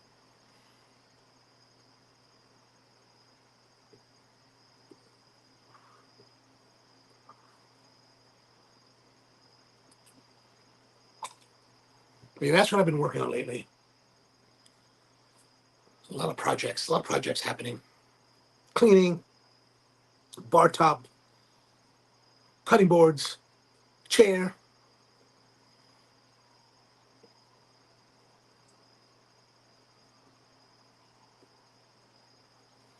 Brian says that Steve just got a speaker set up battery, long lasting, and built to be beat up. What do you speaker setup? I'm not. I don't know if I follow you. You mean like a workplace speaker, a work site speaker? I was actually watching a video of this thing called the Top Rock, where they put a Bluetooth like rock and roll system and it's actually the container small, a third, 2/3 the size of this one, but it's called the Top Rock, and it has the speaker system in the top, and then you could use this handle and carry it like a boombox. I was like, oh, maybe I should get one of those. Yeah, what brand is that, Steve? Tell us what brand. Tell us the brand. Tell us the brand. Tell us more about it. We want to know. We want to know.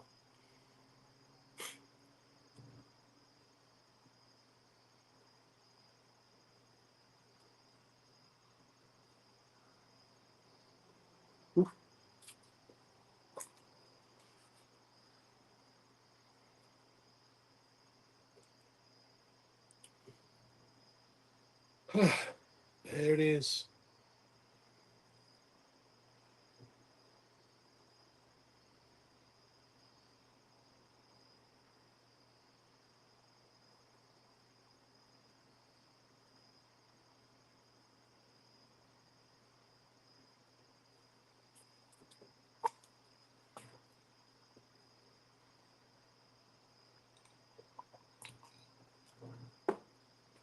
The difficult part with these tools is that, like I said, if I started 20 years ago, be a different story.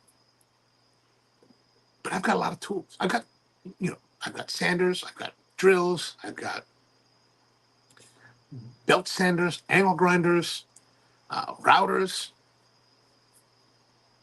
and I'm not doing this professionally, so it's not like I work with them every day.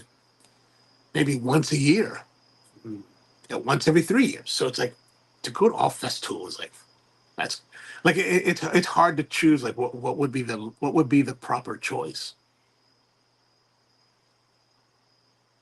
I do think the extraction is important though. Guys in Steve's shop use it because it's indestructible. Oh, maybe it's the Makita. Makita makes of course, Makita makes very nice stuff. I mean, pretty much a lot of these companies, the big companies, Makita, Bosch, DeWalt, uh, they all make Milwaukee. They all make great quality products. My brother recently switched to Milwaukee from DeWalt, so he's like an all Milwaukee Volt guy now.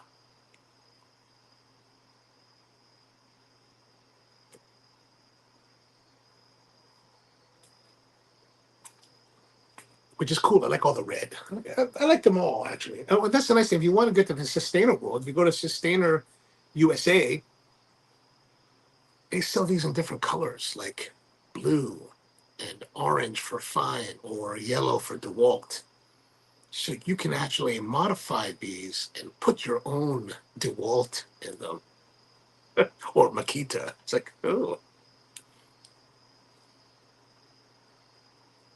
Because, I don't know about you guys, but I don't like it. Like, what over the last 10, 15 years, all the manufacturers have started to put their stuff in bags.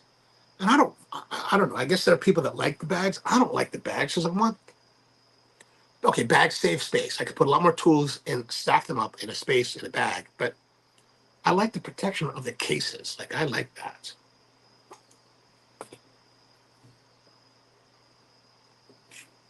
Brian says, I miss having your brother as my mechanic. So do I, because I just had to I've had to take my truck now twice to the mechanics and I have to pay for it. So it's like, pay full retail. I'm like, oh, it's no good. It's no good.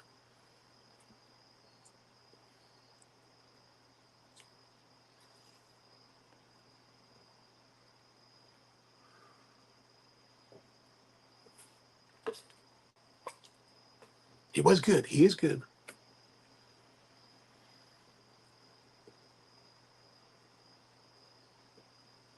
Still has a lot of his stuff here. Like a whole bay is still full. It's like, oh.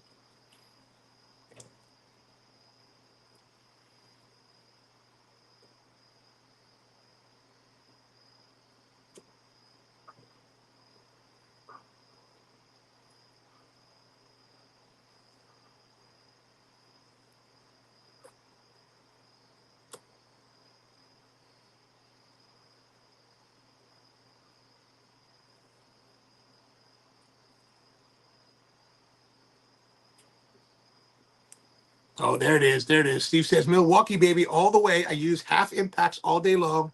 Super tough. Awesome. Awesome. Yeah, those half impact drivers are pretty amazing. Pretty amazing. That's something that Festool doesn't really have. They don't have that kind of heavy duty, kind of beat the crap out of it kind of stuff. I mean, I think Festool is really much more of a woodworking kind of company.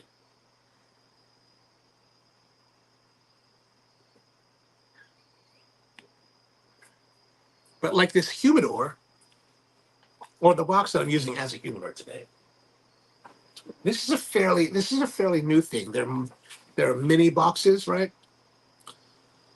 These are actually designed to fit into a larger case that's kind of like these that have slots. So you can put two across, and they're kind of like you slide them in and lock them, and then you push them, and they're spring loaded. So you push them, and then they pop back out. So you can have 6 in one. Kind of a nice little setup. I was actually down at the Woodcraft in Rockville last week, and I saw this, and I was like, "Oh, I'm gonna buy that." It's just cool looking, right? It's got the clear lid. $30. $30. So not terribly expensive. I mean, not cheap, but not terribly expensive. You got a little lid. I mean, a little handle in the lid.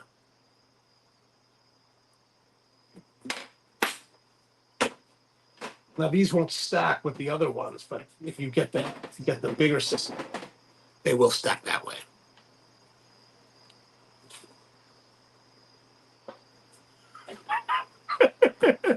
Craig says the Festool is more of a drain your wallet kind of company. That's for sure. That's for sure.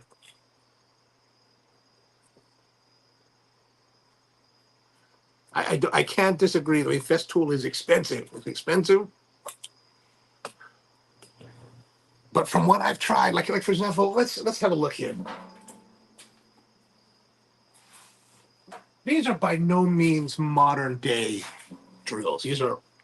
I've always been a DeWalt guy. Like I love DeWalt. I used to have the old school, for 1999, I bought one of these old school 18-volt drills. And that just got old in the tooth. So I bought the 12-volt. This is their DC D719. And compared to my 18-volt, the old one, this is a beast. Like, I really like this one. And then eventually I went and bought this impact driver, 20-volt. Man, this thing is also a beast, a beast. And I guess the closest thing that this new Festool one, Matt, is close to. This is the 12-volt. So these are the kind of similar in size.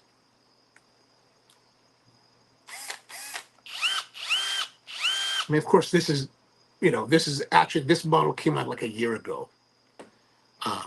But so it's really compact, and that's what, like, and you can also stand it, like it'll stand on its own. Not to say that the DeWalt won't do, the DeWalt will. They say that the DeWalt, because it's a little bit bigger, a little bit higher, it has a little bit less stability, where this one has better stability. Like if you compare to the mobile Milwaukee one that's about this size, the Milwaukee one's a little bit more wobbly. But it's I like the way it feels. So, and the Sept is $350. Probably, really, I think it's one of the cheapest tools they sell. But my local store has actually the impact driver, the TID 18, which is the previous model than the current impact driver. The current TID, there's some kind of like redesign for same model number, but redesign. And they have that discounted to like $345. But I've got a pretty hardcore impact driver already. So there's really no justification for that. Ryan says that if this whole house uses it, then it's good enough for me. Absolutely, man. Absolutely. Craig says the Festool is sold locally here by Lee Valley, which itself is another. I think they're all. I think they partner with drain your wallet companies.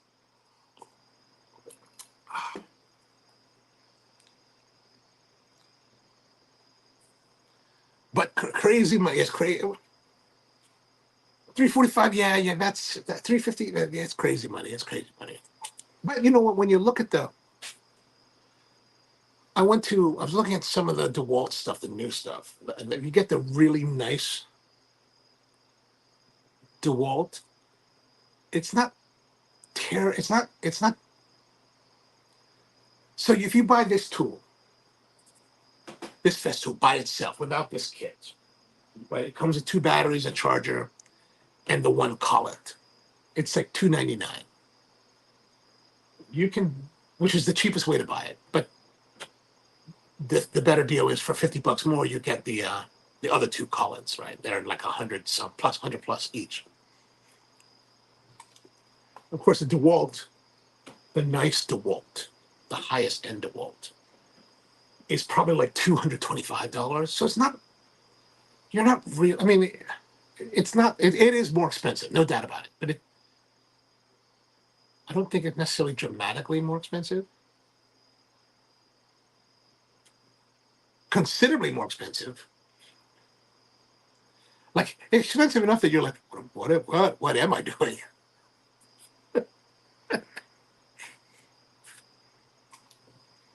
But I tell you, after using that sander, man, that joy of use is like that really was like the one that was like, oh my. But $600 for a sander, I got to make a lot more money.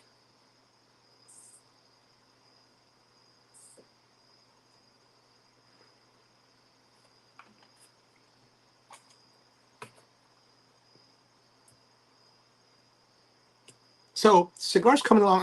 I would say we're done the second third, and the second third has performed fairly the same. I would say it's been good plus, very good plus. I mean, in both situations.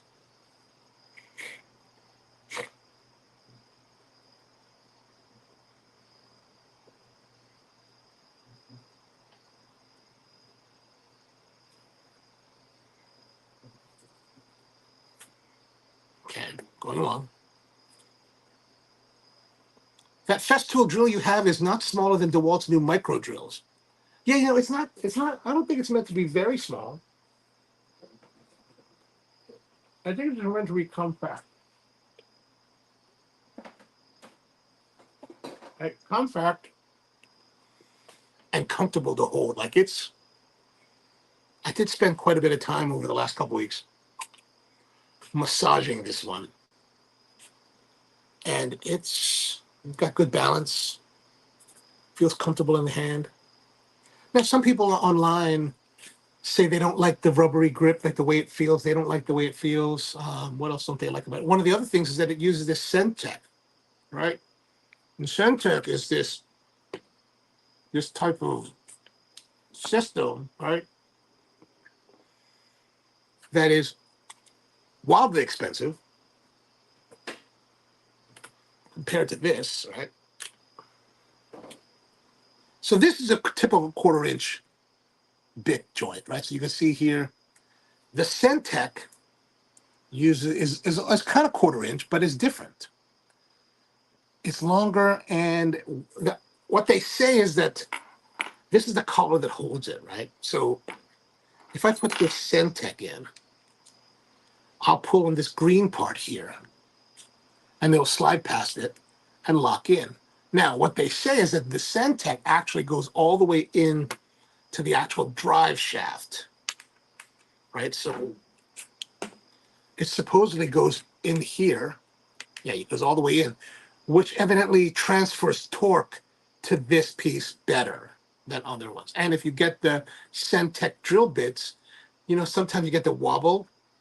They say that this will not wobble at all. So when you put the collet back on, this actually goes all the way into it, right? So they say that's better, works better. Oops.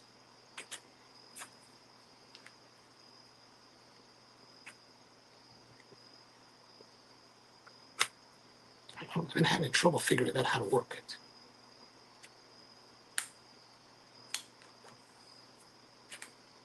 There we go. And as you can see here, it takes a while. Like I can do this and it doesn't really spin up. So it has this slow rise where these are kind of off and on. Right? Oh, I do like the sound of that.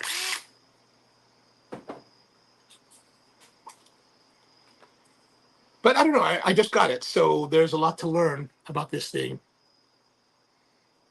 Quickly use it and see how it works. See how I like it. Like I said, the Centex thing, like if you look at their drill bit sets, if you get the Centex drill bits, I was looking at like, what is it, like 5 drill bits or 6 drill bits, $100 US? I'm like, oh my God. This just might be a screwdriver.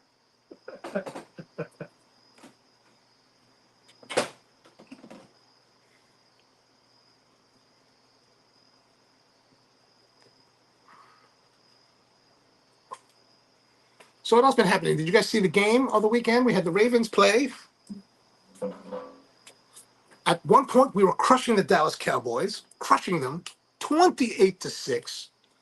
And then in the last 12 minutes, they rallied hard. And I think we beat them, what, 28-26 or something like that? I was like, oh my gosh.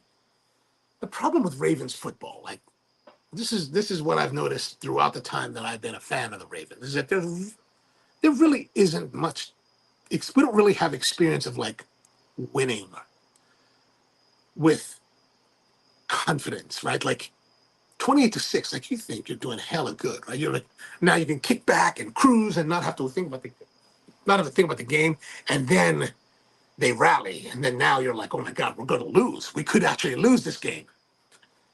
That's what Ravens is like.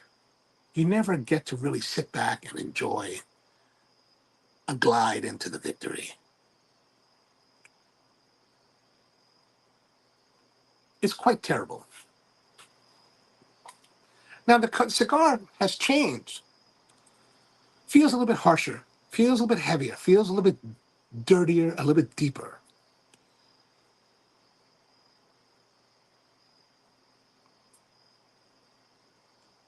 I mean, overall, it's nice. I think I spent $16 on it. I think. I don't have the receipts anymore. I don't. Oh, maybe I. Here's our real humidor here. Let me see if the receipts are in here. Or these are receipts on stuff the Festool stuff I've been buying.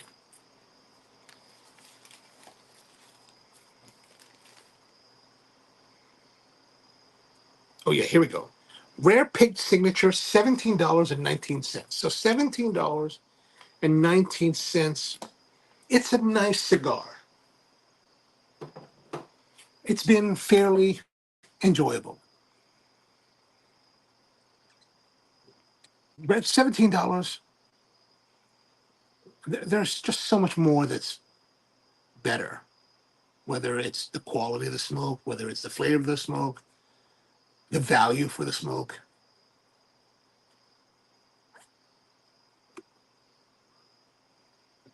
Like when you start to get to the stratospheric levels of like pricing,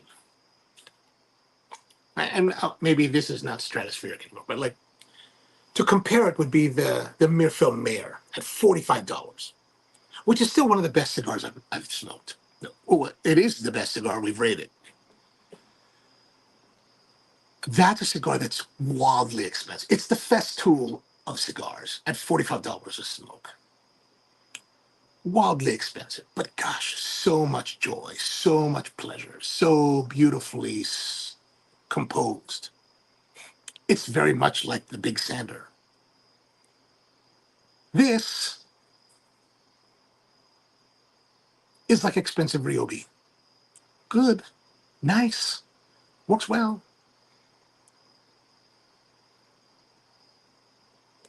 But I wouldn't be rushing out to buy a box. or scheming to buy a box. I would like to scheme to buy a box of Meerfelds.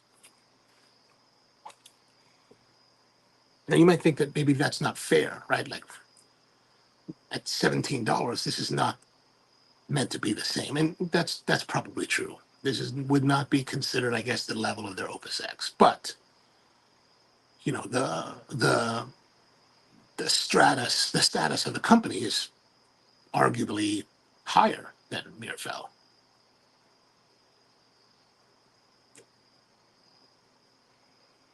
Still a good smoke, just not, for me personally, not as compelling as it would be if it was at a lower price point. Like, for example, the La Galera Imperial Jade is two-thirds the price of this, I think, and a much more compelling cigar. Like, I really, really like that one. Devin says, you have to look at dry boxing some cigars. Oh, speaking of dry boxing, that reminds me. I keep the humidor, though, maybe not the one that I keep these in, but my main humidor I actually keep like at 68%. So as I was cleaning, I found this box sitting up on the shelf. This is from a place called Don Pablo Cigar Company. And Don Pablo, many, many years ago, was a cigar company based, this is back in the 90s, like the early 90s. This is a cigar company based in Las Vegas, Nevada. They were on the Strip. How I got to know Don Pablo was because the owners wanted to come to Hawaii, so they opened a shop in Hawaii on Kona Street near Ala Moana Shopping Center. This was the shop that I started to smoke cigars in. Started hanging out there, meeting the manager, who became a very, very good friend of mine. And they not only had, like, half the humidor was filled with their handmade home cigars, the other half was filled with everything else. Pleiades, Partagas, Macanudo, all these other brands. But since I learned to smoke in this cigar shop, it's always held a special place. And the cigars were, especially at that era and at my level of experience, or my whole group of friends, our collective level of experience, it was commensurate with what we would enjoy. But I opened it and I was like, oh my gosh, there are cigars in here. And these have been sitting here in whatever condition for no less than probably 10, 15, 20 plus years. And what we have in here, we've got this Don Pablo Purple Label, Toro-ish. I've got two of those. And look at this, the brick. I got a brick. Look at this, the brick. And I don't know why I kept them in this box. Like, there's a part of me that's a little bit cavalier about things, like, especially in the summertime. Like, we have enough humidity here in Maryland that I never have to turn the humidifiers on in my humidor in the summer. Actually, this year, I've had to keep the door open to the humidor to allow excess. I was getting at one point, it reached like 75 per humidity. And I was like, oh, okay, we didn't open the door. So, not to say that these are smokable. They don't feel they feel a little bit hard. They do have a little bit of pliability to them. Oh, actually, look, there's some matches from the first place I started smoking here in Baltimore, Rolling Road Tobacco Warehouse. So here's the ultimate in dry boxing. Actually, I was thinking the other day, I was like, I'm going to take these, put them in the humidor for 6 months, keep them in this box, put it in the humidor 6 months, then pull it out, expose it more to the environment of the humidor. Like, I think that the box will help to protect it. And then maybe in the second quarter of 2025, we're going to give these a smoke.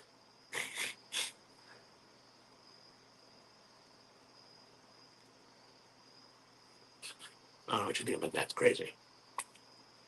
It's crazy talk. It's crazy talk. That's what it is. So there's definitely been a change. Like, it's heavier. It's slightly rougher, but a little more thick and a little bit more complex, a little bit more. It has a dynamism. There's a dynamism. It's not just the same really pleasant smoke that it was for the first two-thirds. It's now changed. It has progressed. It has become something a little bit different.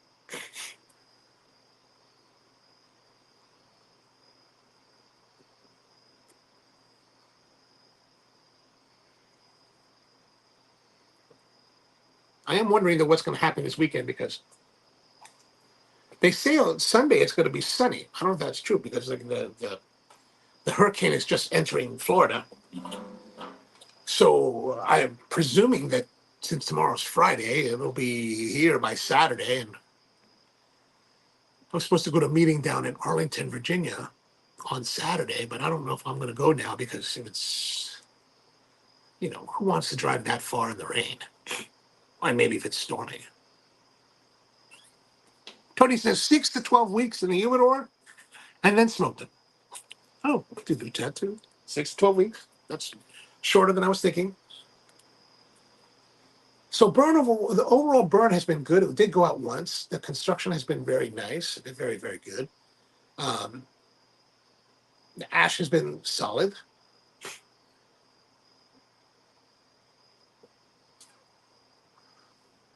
I wouldn't say there's anything to complain about the cigar. I just don't know if I would pay $17. Actually, probably had I not had the show, I would not be paying $17.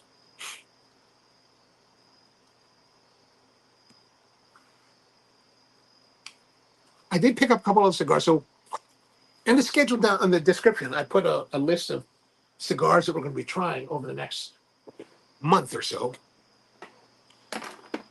That includes a revisit to the lightweight heavy from RoMa Craft, as well as a taste of the La Maestranza from RoMa Craft, and then a what is this called?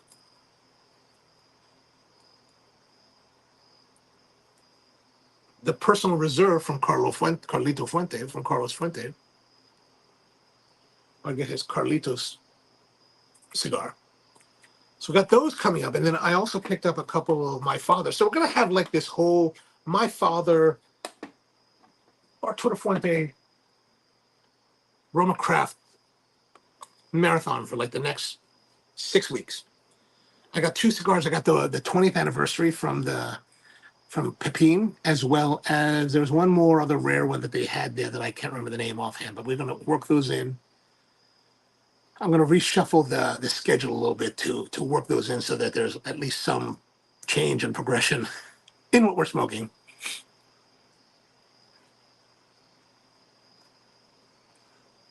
But if you have a look at the schedule and can get them, I'd love to smoke them at the same time and to hear your thoughts on it. And how are your guys' cigars coming along? Like, I know you guys have been smoking the whole time, so. This Negroni's not bad. A nice way to enjoy like a non-alcoholic beverage that is very much like a cocktail. It's actually fairly good. The only thing that I felt was kind of weird about these non-alcoholic alcohols is the pricing. Like this is $30. It's as much as you pay for alcohol. And I was hanging out with the manager, Heidi, at the bottle shop, and I said, I got to ask you this question because I got to know, like, how do you handle that? How do you reconcile the cost of these that are equivalent to the alcoholic versions? And she was like, well, she explained that these, like something like this, uses a lot of botanicals, and they have this whole process, and they use like 3 times the amount to get the intensity. So I guess I get it. But I always thought it was kind of like odd. Like you're just like, well.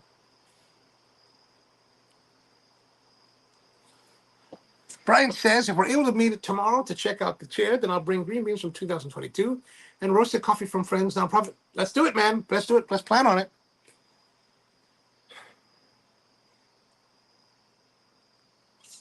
I'm supposed to go to a dinner, to a breakfast. Oh, I gotta remember that. I gotta put a post. I did the live stream this morning, and I was like, all right, we'll be back tomorrow. And turns out that I had scheduled to attend a breakfast with the Baltimore County Minority Council.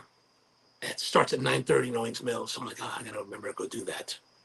So we will not have the live stream. But after my breakfast, I'm game, man. I'm totally game.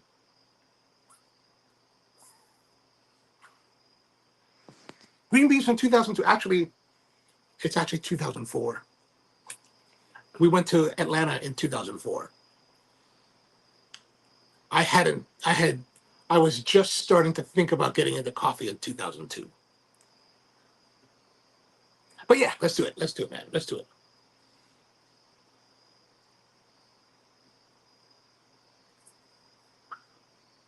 Maybe after we can even do some roasting. Maybe put the roaster up here and give it a go.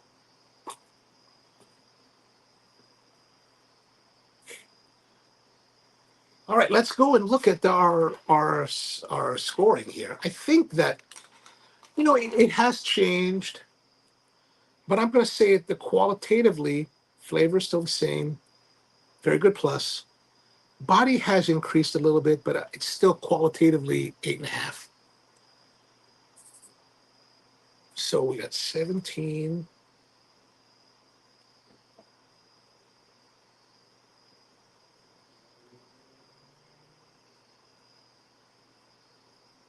Now, burn and draw. The burn had a little bit of issues, but was overall very good. The draw was very good. So I'm going to say 8, because we did have it go out at one point. I'm going to say very good plus for consistency.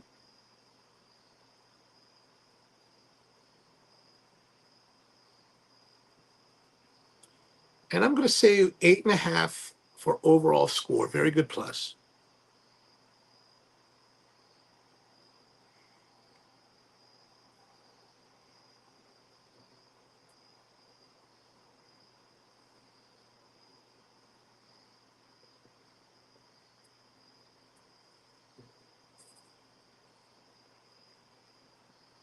Hold on, I had to figure out what I'm doing wrong. Oh, there it is. So final score, 85. Even. So you can see here,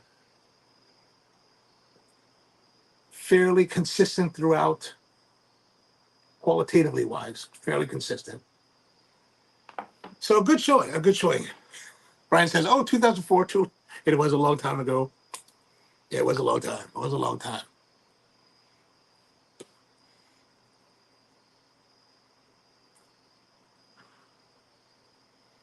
But it has been a good cigar. Like, I am smoking it all the way down. I'm not in a rush to necessarily put it down. Do you know the diameter of the lead in the Festool pencil? I have an abundance of large diameter leads for my pencils.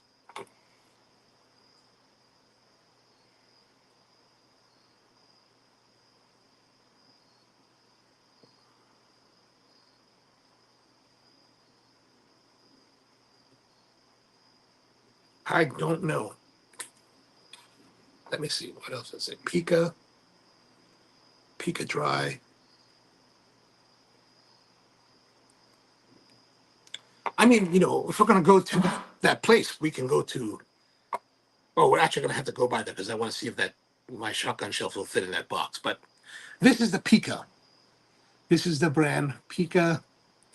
If I'm sure if you look it up online, they'll show Pica Dry is this particular one. Oh, did that say 3 point? Oh no, they just said Pica. Pica is the name of the pen company. They do pens, they do markers, they do, I think, grease pencils, as well as different types of lead pencils. I was kind of like, when the guys at Woodcraft first told me about this pencil, I was kind of like, it's $16. Anything green in German is going to cost you some money. And I was like, $16 for a pencil? That's kind of crazy. That's kind of dumb. And then finally one day I was there and I was like, maybe they had it on special back in July or something. And I was like, all right, I'll grab one. I grabbed one. And for woodworking, it's been great. It's actually been really nice. Speaking of pencils, I did buy a pencil recently. I went down to Bertram's Inkwell last Thursday. Just, losing control because I have a Lamy Safari, which is the entry-level fountain pen from Lamy. Again, German company. Steel nib, And I've been clear body, really cool. I really like that pen. And I've been using it for like years now. And somewhere along the way, I lost it. So I was like, damn it, I gotta get another one. So I happened to stop by Bertram's. And I was like, hey, Bert. I said, Bert, what's the next step up from the Safari? And he was like, you want to try the Lamy Studio. You know, heavier body, steel body, like, you know, metal body. Same nib. So the nib quality doesn't change. And I picked that up. That was nice. And then I also picked up a Caran d'Ache pencil. That's Caran d'Ache, I'm not familiar. If you like colored pencils, Caran d'Ache really uses great pigment, so it's really, really nice. And I picked up one of those for some, just to like highlight stuff. And then they also had a brand called Black Wing pencil. I got the HB lead. I like the HB lead. It's slightly softer than the number 2. And they have this type of square, rectangular type of eraser system that actually has a sleeve that you can adjust. So you can, you know how you get the old school pencils and you use the eraser and you run out and then now you just got the metal collar. Well, this one you can adjust it and pull it out and extend it as you use it. So they say that this one's got really nice quality lead. So I picked one of those up. Really nice. And then for the inks on the fountain pen, I have been using Pilot inks, the Iroshoku inks that are made in Japan. Really nice inks. But then I was talking to this girl who really knows her stuff, a girl named Sue, and she was like, try these Tachiyas. And Tachiya, another Japanese company, and man, those inks are also, I got this beautiful red ink. Super nice, super nice. Brian says, I have the studio. It has some, oh yeah, the studio. I like the studio.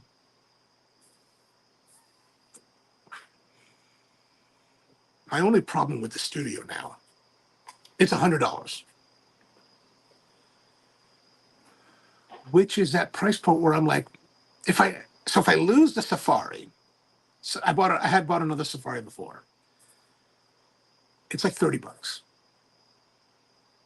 Sucks to lose because I really liked it. But if you lose it, not too bad.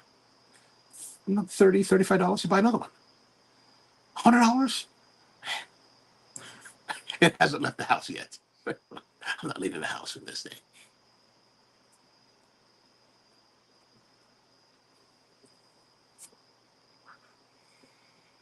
Still quite nice at this late stage.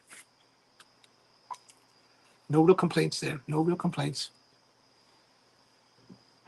I guess it's time we should be wrapping it up. I'm going to wrap it up now. Time to call it a night. Put the horses away. Put the festool away. Return the cigars to the proper humidor because that one is just leaking all out.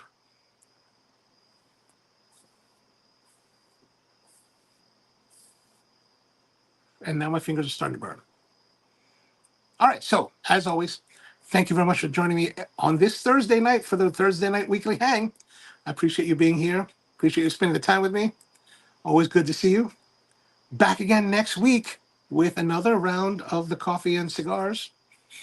And I think we'll do one of the My Fathers next week. I'll readjust it. We'll do the My Father. Maybe we'll do the 20th anniversary. So if you can get the 20th anniversary of My Father, get that for next week. Let's do it. So Devin, thank you. Mom, good to see you, Brian, as always. Hope you guys have a wonderful week. Hope it's not too bad with the weather. And see you guys next time.